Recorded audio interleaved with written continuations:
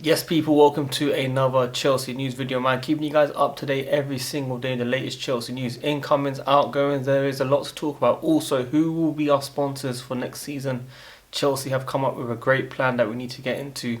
Waiting for the Club World Cup final, winning the trophy, and now everyone wants us now, people. So we're going to get into all of that. Make sure you guys smash the like button, subscribe, hit the notification, tune in every single day, comment down below your thoughts and opinions on every single topic that I do speak about.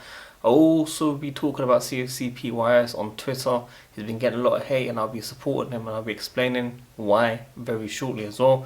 And let me know where you're tuning in from, what time zone, what country, in the comments down below. So, I want to get the quick ones out of the way very quickly. Of course, Eze calling to Simon Phillips, Alex Goldberg. We are going to be talking to his agent. Obviously, Arsenal linked to the player, but Chelsea have been a big fan of the player since January, maybe even last year actually, that I've been seeing reports. So apparently we're looking at the agent, trying to see if he wants to be joining Chelsea, if it's, if it can still happen basically, because we need wingers, if we're being honest. We do need wingers, but whether I think this will happen or not, it's still early stages. Arsenal not really making a move. They've signed Madueke, of course, £52 million, so we'll keep an eye out on that for sure. We're also looking at Hato, could be £40 million. He can play left back, centre back. We were linked with him. I made, I think, a transfer video on him probably about a month and a half ago. Then it died down a bit, but we are looking at this plan. I think, yeah, great potential. Can help out Cucurella.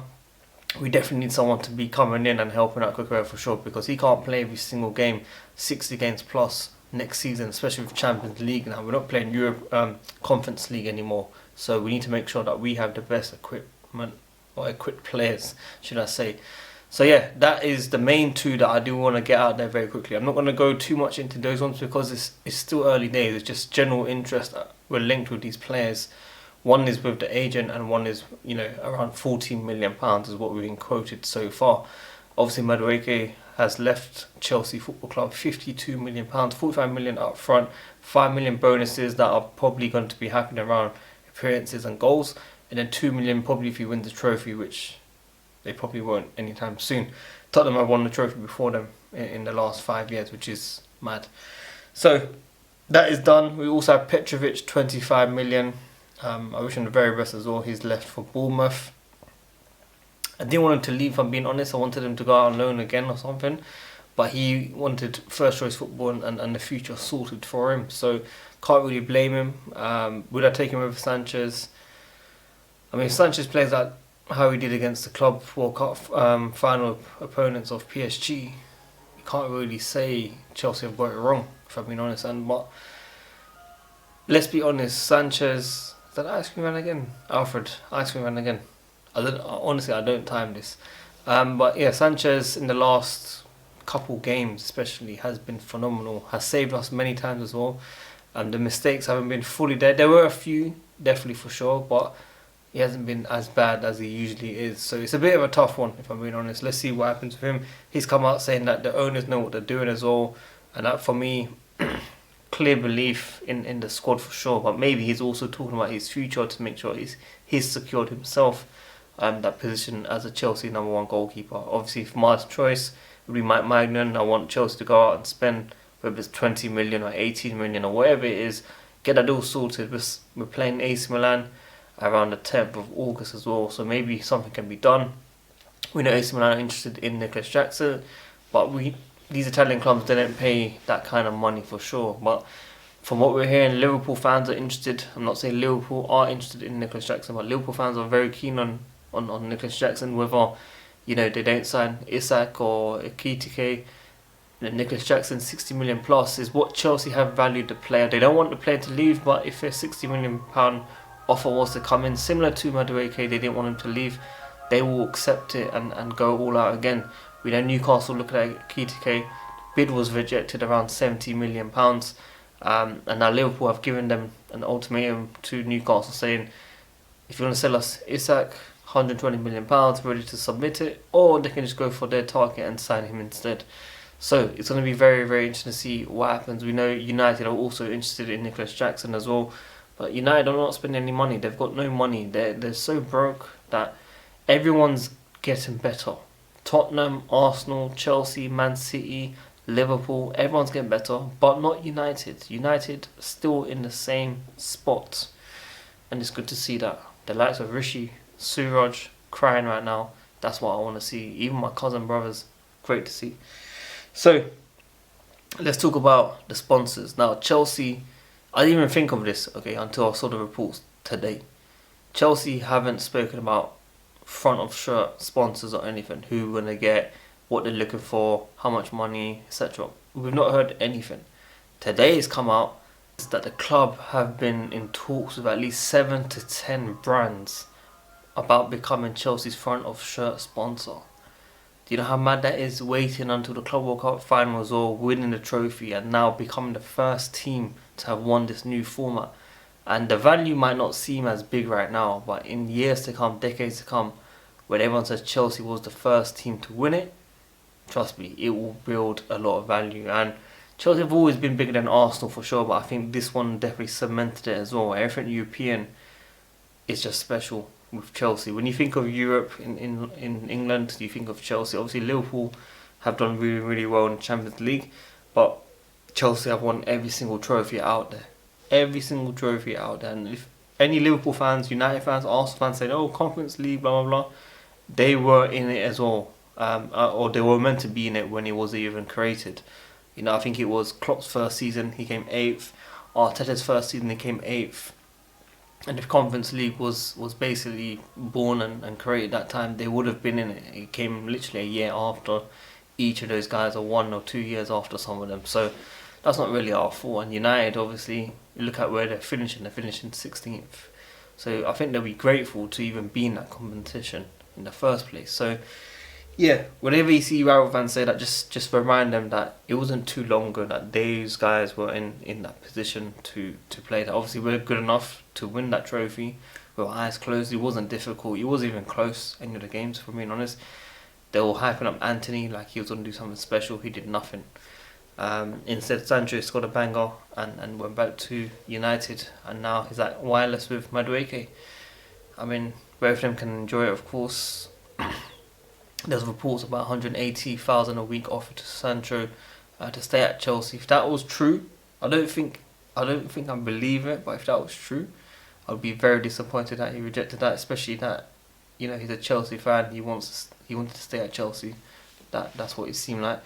And now he needs to go back to United on 300,000 a week and find a new club next season, because he's got 1 more year left before the contract runs out. So that's going to be very interesting to see as well, whether he joins Chelsea the following year. So yeah, we had 1.1 million views on Channel 5. We had obviously over 4 million views on DAZN, and also in France, the PSG channels, related channels in French. They were all good numbers. But it's very interesting to see what Chelsea do next. You know, we look at incomings, outgoings, the front of shirt sponsor. We had an OVO jumper and t-shirts and stuff through Drake, sold out in 2 hours. £740 for a jacket, I think I saw from CFC Daily, was sold out in 2 hours. Now, I would never spend that type of money in my life on those type of things.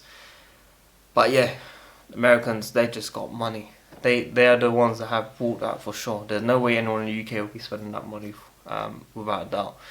But yeah, I want to speak about CFC PYS. For me, him, Daily, CFC Daily, of course, and obviously there's a few others, are the faces of Chelsea community when it comes to Chelsea news, even opinions in general. I'm very interested, because I don't like robotic accounts. Okay, you know, if you followed my journey from Twitter 2015 to about 2022, I had 3 accounts, over 20,000, 26,000 each. Copyright took it down. I had clout on those accounts. I could tweet high and I'd have over 200 likes. And back then, those numbers in today's world would probably be about 100,000 followers at least, if we're being honest. So one thing I said to these guys was, I don't want to see robotic. I need to see a bit of, you know, personality. And if CFC PYS didn't show that personality and he didn't give his opinions, you guys will be hating on him so much more, just for copy and pasted news and giving the links and stuff. And you need to understand he puts a lot of effort, a lot of time to get those news out there for you. He's got links to journalists such as Fabrizio Romano. He's come a long way. You know, I saw it when he was a very small account and I helped him out as well. So it's good to see that he's come up there, and now he's up there, everyone's hating. I'm telling you now, what he said about the future of Chelsea, if it doesn't change right now, people, he's right.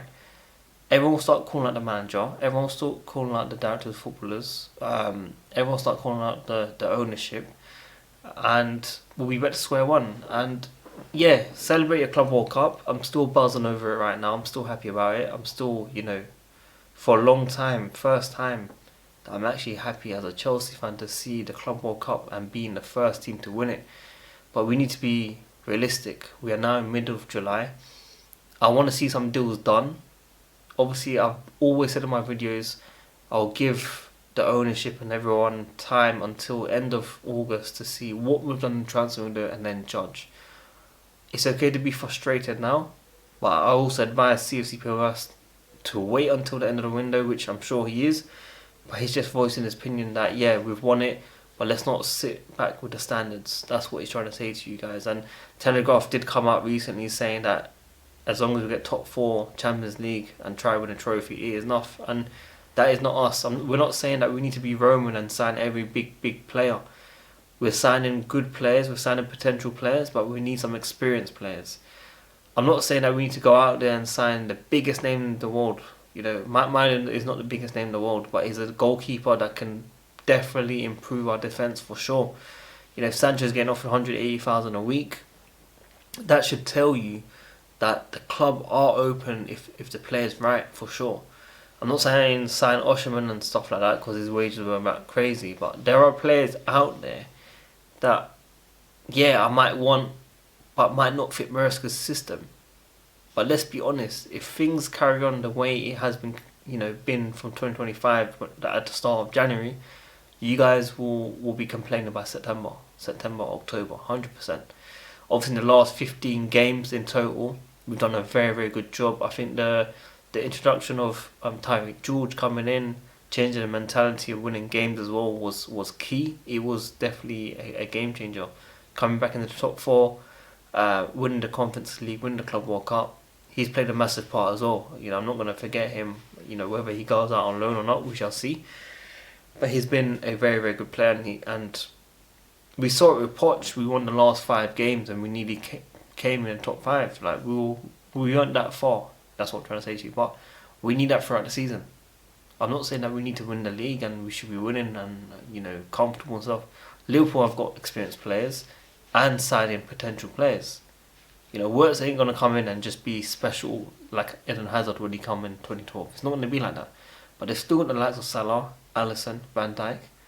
City obviously got rid of Kevin De Bruyne, but they've gone out and spent, you know, on many players that are expected to come in as well. So Chelsea have done the same, but with more replaced players, if you know what I mean. So we've lost a winger of Madueke, we've signed Gittins, Sancho obviously has returned. Pedro Neto has been fantastic in the Club World Cup, but we need more. You know, unless you're telling me Cole Palmer playing the right and Kunku stays, maybe, I don't know, because it looks like he might stay. United are not paying that money. So, and he's been playing every single game. He's played more than Madueke, I think it was, as well, in the Club World Cup. So, yeah, that's everything for me. Obviously, the podcast article's coming out very soon. I've not uploaded in 2-3 days, so apologies about that. But we'll be back probably on Friday, unless there's major news tomorrow on Thursday. But yeah, WorldWideChels guys, I'm out. Peace. Like the video, subscribe, all that good stuff, and I'll see you guys soon.